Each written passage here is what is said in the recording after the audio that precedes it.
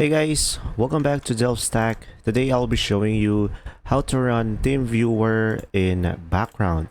So in order for you to proceed with this process, first things first is of course you could just simply open up the TeamViewer into your computer. And now once you are logged in and open up the TeamViewer, guys, you could just simply go for the bottom left corner of the screen.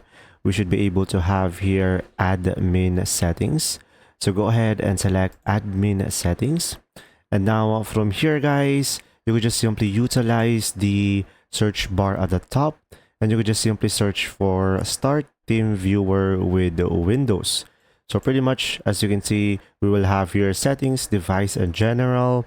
And pretty much over here, you could have the TeamViewer started automatically after you start your device, and it can run in the background. So having this feature turned on will have you run the TeamViewer in the background, and you will also have other preferences which you could have your device always available on the screen in a compact view if that's what you prefer.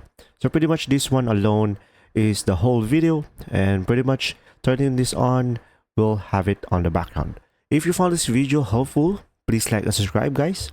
And if you have any questions, comment down below and we will do our best to answer them all. And see you in the next video.